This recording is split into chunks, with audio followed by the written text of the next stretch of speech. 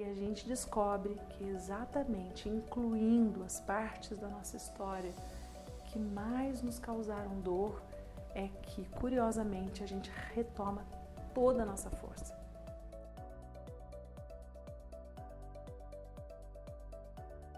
Hoje, na aula que eu acabei de terminar com as minhas alunas do Círculo de Mulheres Online, a gente teve uma conversa muito preciosa e eu queria compartilhar essa conversa com você. Essa conversa foi sobre um conto do livro Mulheres que Correm com Lobos. Se você não conhece, eu recomendo com grifo que você conheça e leia. Vou pedir para colocar aqui para você a capa do livro.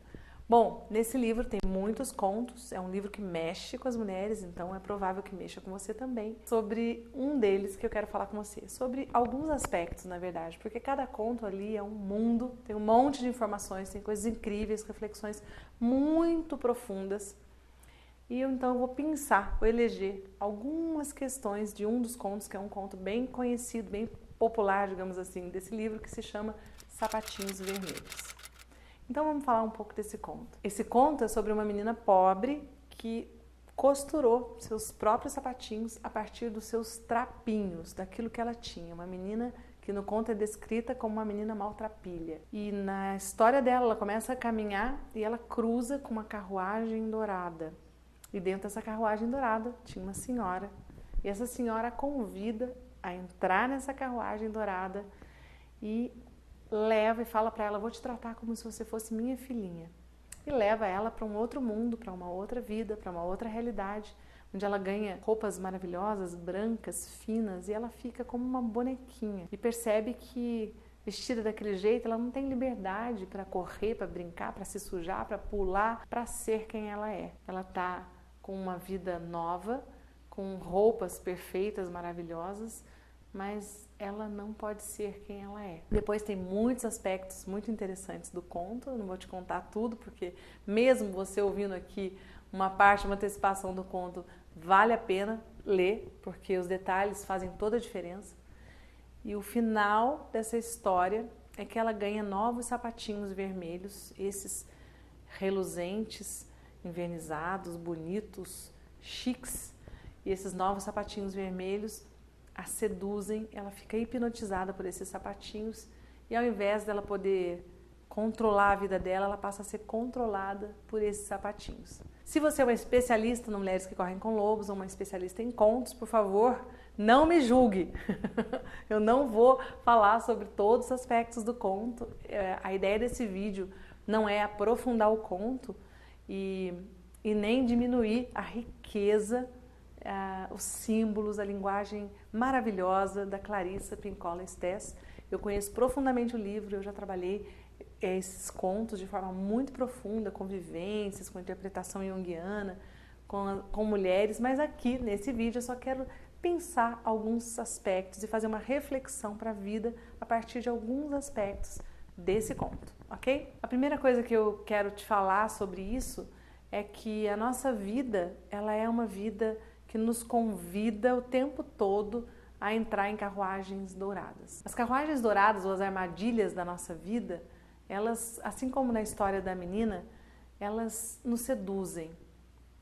A gente tem na vida uma tendência a acreditar que as coisas da nossa origem não são tão boas. Pelo menos a grande maioria das pessoas. Eu já escutei centenas e centenas de mulheres falarem para mim, Ana, mas é porque minha história foi muito pesada, Ana. Não, eu tenho uma história muito complicada. A minha mãe era uma mulher muito complicada, muito difícil. O meu pai era isso, era aquilo. Muitas e muitas mulheres me falam da sua origem, da sua história, de tudo que aconteceu, do seu pai, da sua mãe, como algo ruim ou algo que não tem valor, ou algo pesado, doloroso, complicado, ou algo estragado, entre aspas, que precisa ser consertado. Muitas vezes na minha vida eu vi pessoas falarem, Ana, tá tudo errado na minha vida, ou eu vou ter que consertar tudo na minha vida. E não é possível, sabe? E se você se sente assim, eu quero falar para você, como é que você pode consertar tudo na sua vida? Não é possível que tudo na sua vida esteja errado. É claro que existem coisas que a gente quer transformar. É claro que existem coisas que nos provocam dor. E é claro que existem coisas que a gente precisa olhar e precisa curar. Todo mundo tem. mas não é tudo. Quando a gente está achando que tudo está errado, é porque a gente está com dificuldade de olhar para a luz da nossa vida, de olhar para as coisas como elas são.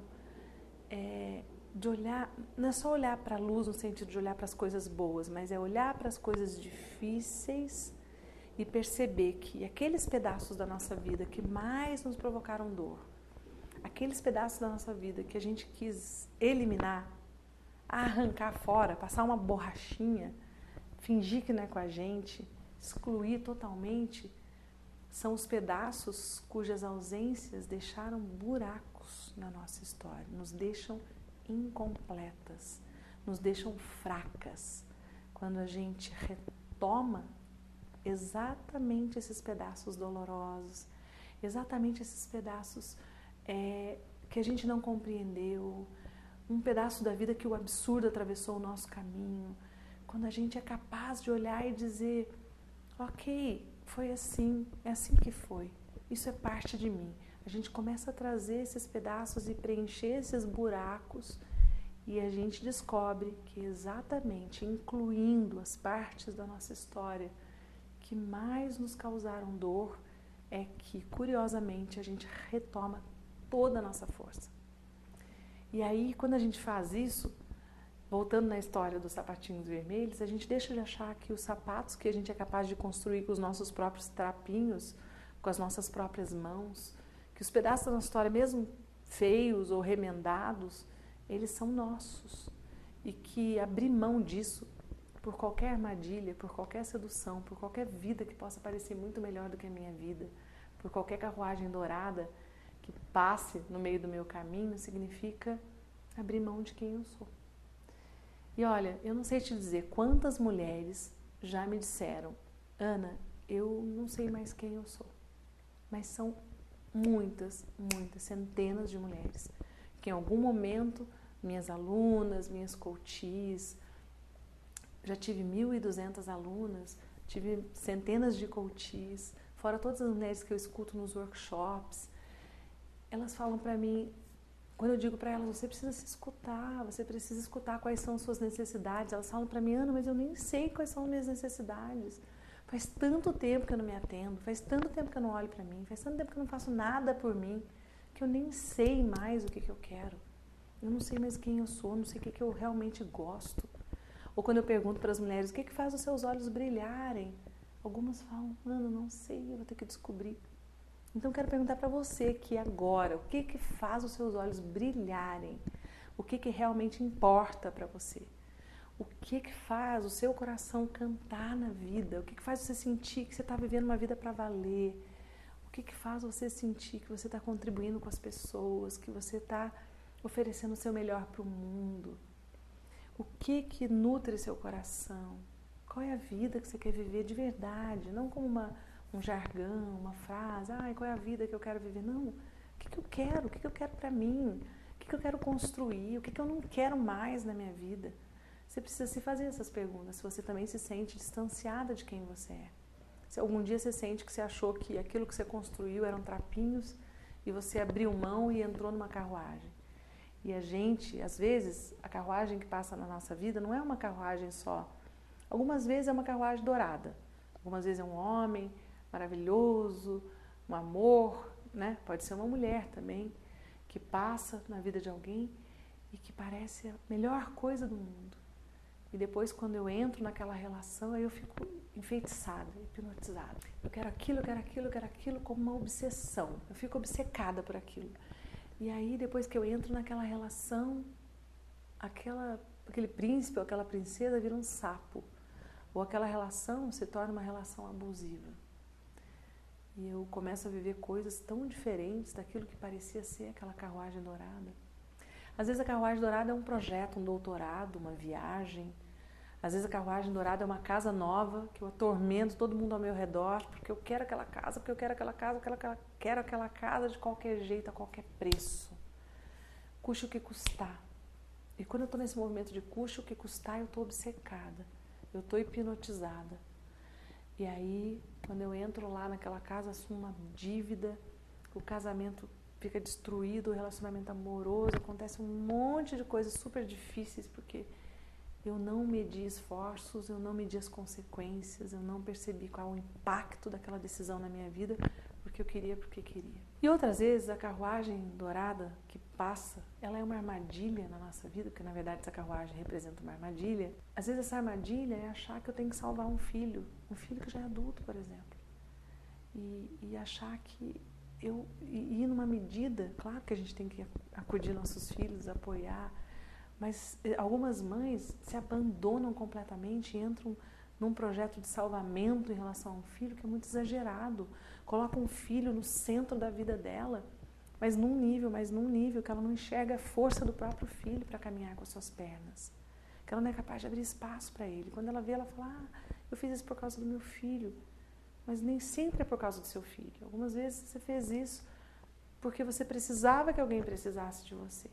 Às vezes o filho não é o filho, é o marido, às vezes é a mãe, e aí é mais complicado ainda, porque a gente resolve ser mãe da mãe ou mãe do pai, e fica completamente fora do nosso lugar e fica muito pesado. Então são muitas as armadilhas da vida para que a gente se perca de quem a gente é. E a gente precisa se perguntar. Na aula, uma aluna fez uma pergunta muito pertinente. Ela me falou, Ana, eu me separei e eu tinha que tocar o barco. Eu tinha que cuidar dos meus filhos.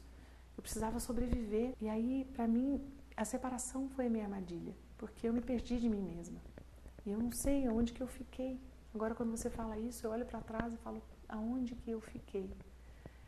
E aí eu disse para ela, uma separação pode ser um caminho onde uma mulher se perde de si mesma. Até por causa da dor que existe nesse momento, por tudo que acontece.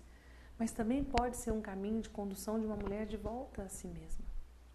Dentro do casamento, uma mulher pode se anular, pode se trair quem ela é. E ela pode se perder, ou ela pode se achar a partir do outro, a partir da relação, a partir do amor. Então, na verdade, qualquer coisa na nossa vida pode ser um caminho para você se encontrar com você mesma, para você ser fiel a quem você é, para você enxergar que os trapinhos com os quais você costurou os seus sapatinhos, na verdade, não são trapinhos.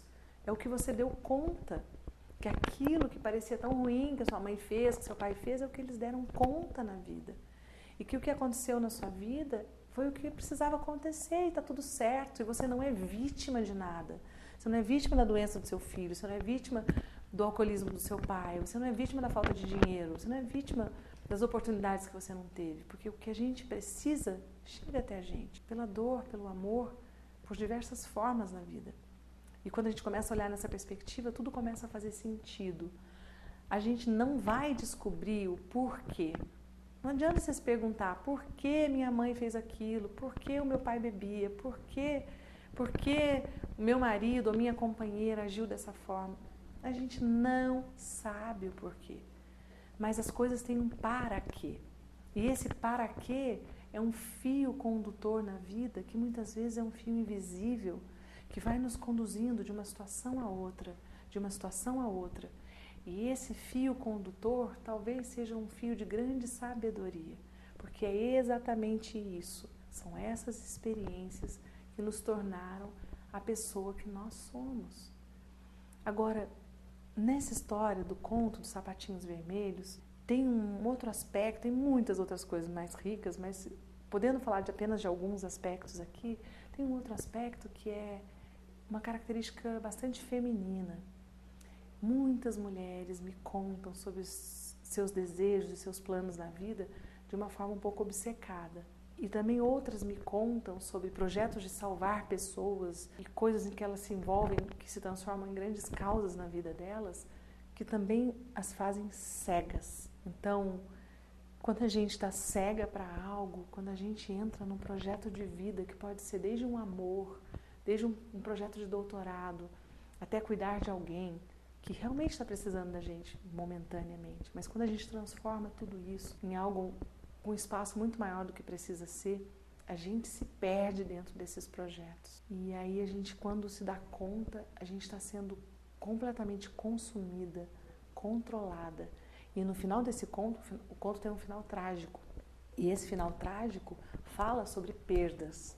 Quando a gente quando a gente se perde da gente mesma, quando a gente deixa de ser fiel a quem a gente é, a nossa essência, tem perdas. E às vezes, quando você começa a querer se escutar de novo, né? E literalmente esse é um caminho de volta para casa, de volta para você mesma, de volta para quem você é, de volta aos seus valores, de volta àquilo que realmente importa para a sua vida, também vai ter perdas. Porque quando a gente está fora da gente, quando a gente está completamente desconectada da gente, a gente passa a se nutrir de razões secundárias. A gente passa a se nutrir, se nortear na vida pelo outro, pelas circunstâncias, pela pessoa que eu acredito que tem que ser salva. Ou a gente passa a usar vestidinho branco impecável e ficar domesticada, sabe? Se adequar demais, se ajustar demais às outras pessoas para agradar, para ser aceita, para evitar conflito, para não dizer não. E até mesmo porque eu não sei quem eu sou.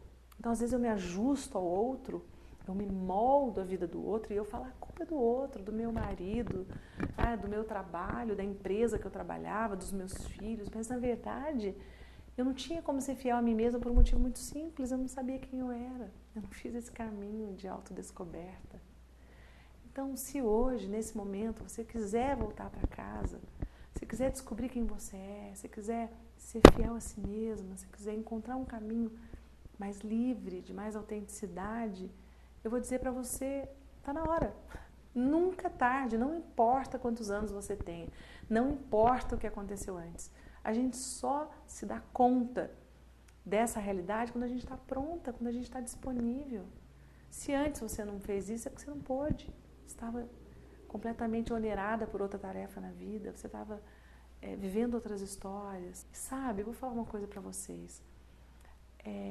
Só a gente sabe o que a gente passou nessa vida. Só a gente sabe o preço que a gente paga pelas experiências da vida. Então não se julgue, não se cobre.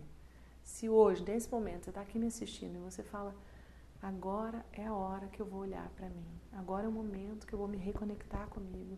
Eu quero viver uma vida mais autêntica. Eu quero de volta os meus sapatinhos vermelhos, a minha origem, do jeito que é, com trapo, com remendo, com buraco, mas do jeito que meus pais deram conta, do jeito que minha família deu conta, do jeito que eu dei conta de lidar com as coisas. Esse, para mim, é o único caminho de cura de um ser humano.